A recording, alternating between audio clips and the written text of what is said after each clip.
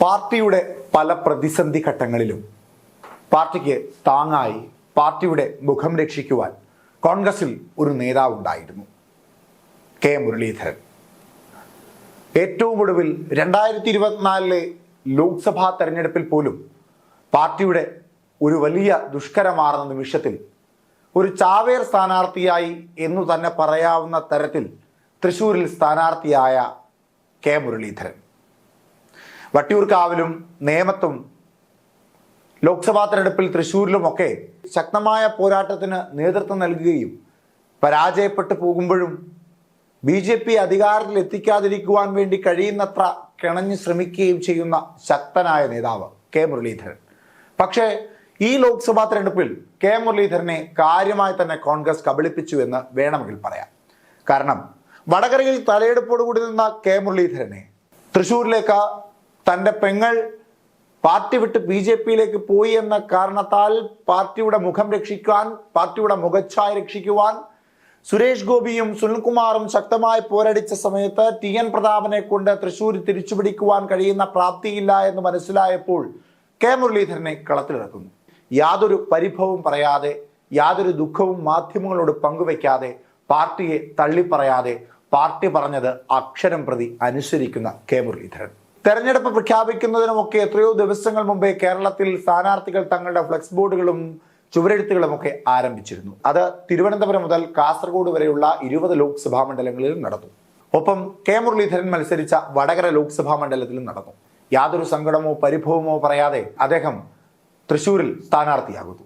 തെളിഞ്ഞ കണക്കുകൂട്ടലുകളും കടുത്ത പോരാട്ടത്തിന് തയ്യാറെടുത്തുമൊക്കെ ആയിരുന്നു കെ മുരളീധരൻ തെരഞ്ഞെടുപ്പിനെ അഭിമുഖീകരിച്ചത്. പക്ഷേ TN പ്രതാപൻ അടക്കമുള്ള തൃശ്ശൂരിലെ പല DCC മെമ്പർമാരും DCC നേതാക്കന്മാരും പ്രാദേശിക നേതാക്കന്മാരുമൊക്കെ കെ മുരളീധരനെ കബളിപ്പിച്ചുവെന്നും കാലുവാരിയെന്നുമൊക്കെ ഇപ്പോൾ വലിയ സംസാരമൊക്കെ അവിടെ നടക്കുന്നുണ്ട്. ഈ സാഹചര്യത്തിലാണ് ഒരു കടുത്ത തീരുമാനത്തിലേക്ക് കെ മുരളീധരൻ എത്തിയത്. അവിടെയും പാർട്ടിയെ രൂക്ഷമായൊന്നും കെ മുരളീധരൻ ആക്രമിക്കുന്നില്ല. അതായത് കെ മുരളീധരന്റെ തീരുമാനം ഇങ്ങനെയാണ്: ഇനി കുറച്ചു നാളത്തേക്ക് രാഷ്ട്രീയത്തിൽ താൻ ആരുമാകുന്നില്ല, പാർട്ടിയുടെ സംഘടനാ ചുമതലയും ഏൽക്കുന്നില്ല. സംഘടനാ ചുമതലയും സ്ഥാനാർത്ഥിത്വവും ഒന്നുമില്ലാതെ കുറച്ചുനാൾ തൻ്റെ വീട്ടിൽ താൻ സ്വന്തം വീടായി കാണുന്ന വട്ടിയൂർക്കാവിൽ ഉണ്ടാകുമെന്നാണ് കെ മുരളീധരൻ പറയുന്നത്. കെ മുരളീധരന്റെ സങ്കടം മാറ്റിവെക്കാൻ പാലക്കാട് നിയമസഭാ മണ്ഡലവും ചേലക്കര നിയമസഭാ മണ്ഡലവും വയനാട് ലോക്സഭാ മണ്ഡലവും ഒക്കെ നൽകാമെന്ന് കോൺഗ്രസിന്റെ പല നേതാക്കന്മാരും പറയുകയും ഒപ്പം KPCC അധ്യക്ഷ സ്ഥാനം വരെ നൽകാൻ താൻ തയ്യാറാണെന്ന് KPCC പ്രസിഡന്റ് K സുധാകരൻ പോലും പറയുമ്പോഴും താൻ ഇതിനൊന്നും തയ്യാറല്ല എന്നാണ് അദ്ദേഹം മറുപടി നൽകുന്നത്. എന്തായിരിക്കും അതിന് കാരണം? എന്നാൽ സജീവമായി എന്നേക്കുമായി തെരഞ്ഞെടുപ്പ് രാഷ്ട്രീയത്തിൽ നിന്ന് വിട്ടുനിൽക്കുന്നുമില്ല. വയനാട് കെ മുരളീധരൻ മത്സരിച്ചാൽ വിജയിക്കുമെന്ന് സുനിശ്ചിതമാണ്. പാലക്കാടും സാധ്യതയുണ്ട്, ചേലക്കരയും മോശമല്ല. പിന്നെ എന്തുകൊണ്ട് കെ മുരളീധരൻ ഇവയൊന്നും സ്വീകരിച്ചില്ല? പാലക്കാട് ഇനി ശേഷിക്കുന്നത് 2 വർഷം മാത്രമാണ്. അത് കഴിയുമ്പോൾ വീണ്ടും തിരഞ്ഞെടുപ്പ് വരും.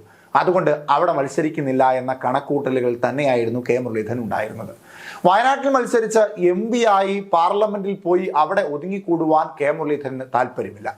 കാരണം അദ്ദേഹത്തിന്റെ കണക്കുകൂട്ടൽ വേറെയായിരുന്നു. കഴിഞ്ഞ ദിവസം ഒരു സ്വകാര്യ മാധ്യമ സ്ഥാപനത്തിന് നൽകിയ ഇന്റർവ്യൂവിൽ അദ്ദേഹം പറയുന്നത് ഇങ്ങനെയാണ്: തെരഞ്ഞെടുപ്പിൽ നിന്നൊക്കെ താൻ മാറി നിൽക്കാൻ പോവുകയാണ്, സംഘടനാ ചുമതലയിൽ നിന്നും മാറി നിൽക്കും. ഇനി അവശേഷിക്കുന്നത് താൻ ഹൃദയത്തോട് ചേർത്ത് വെച്ച വട്ടിയൂർക്കാവ് മാത്രമാണ്. അല്ല, ഒരു കാരണവശാലും ഇനി ഒരു 2 വർഷത്തേക്ക് ഒരു ഇലക്ഷനും ഇല്ല. കാരണം ഇപ്പോൾ പാലക്കാട് ചെന്ന് വീണ്ടും മത്സരിച്ച് വിജയിക്കുകയാണെങ്കിൽ തന്നെ 2 കൊല്ലം കഴിഞ്ഞാൽ വീണ്ടും ഇലക്ഷൻ വരികയല്ലേ. പക്ഷെ അതുകൊണ്ട് തന്നെ ഇപ്പോൾ ഇലക്ഷനൊന്നും നിൽക്കാനുള്ള യാതൊരു രീതിയിലുള്ള തീരുമാനവും ഇല്ല. അങ്ങനെ ഒരു മത്സരവും ഞാൻ ആഗ്രഹിക്കുന്നില്ല. പാലക്കാട് നല്ല ചെറുപ്പക്കാരായിട്ടുള്ള സ്ഥാനാർത്ഥികളുണ്ട്, അവർ ഫൈറ്റ് ചെയ്യട്ടെ, ജയിക്കട്ടെ. അന്ന് ആലോചിക്കാം എവിടെ എന്താണ് വേണ്ടത്, അന്നത്തെ സാഹചര്യം അനുസരിച്ച് തീരുമാനിക്കാം. ഇപ്പോഴേതായാലും ഒരു മത്സരത്തിനില്ല. ആ സമയത്ത് എടുക്കേണ്ട തീരുമാനമാണ്, ഇപ്പോൾ എടുക്കേണ്ട തീരുമാനമല്ല. പക്ഷെ വട്ടിയൂർക്കാവ് എൻ്റെ കുടുംബമാണ്. ആ കുടുംബത്തിൻ്റെ സുഖദുഃഖങ്ങൾ ഞാൻ സജീവമായിട്ടുണ്ടാവും. അന്നത്തെ സാഹചര്യത്തിൽ വട്ടിയൂർക്കാവ് നിന്ന് മാറുമ്പോൾ ഒരു കുടുംബത്തിൽ നിന്ന് ഇറങ്ങി പോകുമ്പോഴുള്ള പ്രയാസവും ദുഃഖവും ഞാൻ അനുഭവിച്ച ആളാണ്. പക്ഷെ ആ സമയത്ത് പോലും ആഴ്ചയിൽ 2 ദിവസം ഞാൻ എന്നെ 2 തവണ വിജയിപ്പിച്ച ആളുകളുടെ സുഖദുഃഖങ്ങളിൽ പങ്കെടുക്കാൻ വരാറുണ്ട്. ഇപ്പോഴും ഞാൻ ഫ്രീ ആണ്, അതുകൊണ്ട് കുറെ കൂടെ സജീവമായിട്ട് അവിടെ ഉണ്ടാവും. വട്ടിയൂർക്കാവിൽ താനിനി ഉണ്ടാകും, അവിടുത്തെ ജനങ്ങൾക്ക് വേണ്ടി ശബ്ദിക്കും, അവിടുത്തെ ജനങ്ങൾക്ക് വേണ്ടി പോരാടും എന്ന മുരളീധരൻ പറയുമ്പോൾ ഒരു കാര്യം വ്യക്തമാണ്. വരാൻ പോകുന്ന നിയമസഭാ തെരഞ്ഞെടുപ്പിൽ കെ മുരളീധരൻ ക്ലെയിം ചെയ്യുവാൻ പോകുന്ന നിയമസഭാ മണ്ഡലം അത് വട്ടിയൂർക്കാവ് തന്നെയായിരിക്കും. വട്ടിയൂർക്കാവിലെ കഴിഞ്ഞ കാലത്തെ കണക്കുകൾ പരിശോധിക്കുമ്പോഴും കെ മുരളീധരനോട് ചേർന്ന് നിൽക്കുന്ന ഒരു ചരിത്രം അതിനുണ്ട്. നായർ ഭൂരിപക്ഷ മേഖലയായ വട്ടിയൂർക്കാവിൽ കെ മുരളീധരൻ മത്സരിക്കുന്നത് കോൺഗ്രസിനും വലിയ കരുത്താകും. 2024 ലോക്സഭാ തെരഞ്ഞെടുപ്പിൽ കേരളത്തിലെ 35%-ലേറെ നായർ വോട്ടുകളും പോയിരിക്കുന്നത് BJPക്കാണ്. ആ വോട്ടുകളെയൊക്കെ തിരിച്ചുപിടിക്കുവാൻ കഴിയുന്ന കരുത്ത് കെ മുരളീധരൻ ഉണ്ട് എന്ന് തെളിയിക്കുവാൻ സാധിക്കും.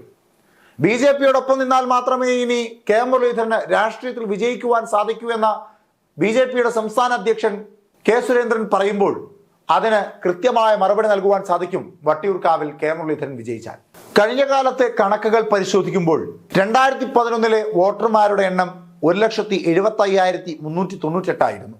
അതിൽ 1,12,675 വോട്ടുകൾ നടന്നു. അതിൽ തന്നെ കെ മുരളീധരൻ ലഭിച്ചത് 73,190.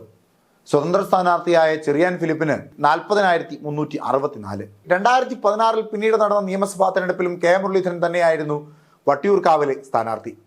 അന്ന് 1,95,239 വോട്ടർമാരുണ്ടായിരുന്നു. അതിൽ 1,37,108 വോട്ടർമാർ വോട്ട് ചെയ്തു. കെ മുരളീധരൻ അന്ന് നേടിയത് 51,322 വോട്ടായിരുന്നു. കുമ്മനം രാജശേഖരൻ എന്ന BJP സ്ഥാനാർത്ഥി നേടിയത് 43,700. 2019 CPMന്റെ ചെറുപ്പക്കാരനായ നേതാവ് VK പ്രശാന്ത് വട്ടിയൂർക്കാവ് തിരിച്ചുപിടിക്കുകയായിരുന്നു. അതായത് നായർ ഭൂരിപക്ഷമുള്ള വട്ടിയൂർക്കാവ് നിയമസഭാ മണ്ഡലത്തിൽ കെ മുരളീധരന് നായർ വോട്ടുകൾ ഏകീകരിച്ച് നേടുവാൻ സാധിച്ചു. പക്ഷേ അവിടെ ഇടതുപക്ഷത്തിന്റെ സ്ഥാനാർത്ഥിയായ VK പ്രശാന്ത് ആകട്ടെ ഒരു ഈഴവ സ്ഥാനാർത്ഥിയായിരുന്നു.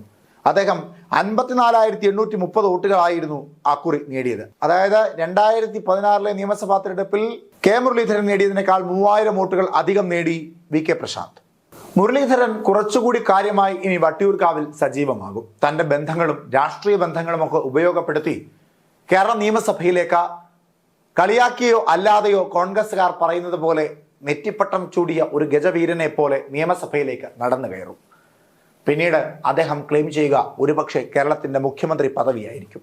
കണ്ടറിയാം കേരളത്തിന്റെ അടുത്ത മുഖ്യമന്ത്രിയായി കെ മുരളീധരൻ അധികാരം ഏൽക്കുമോ എന്ന്.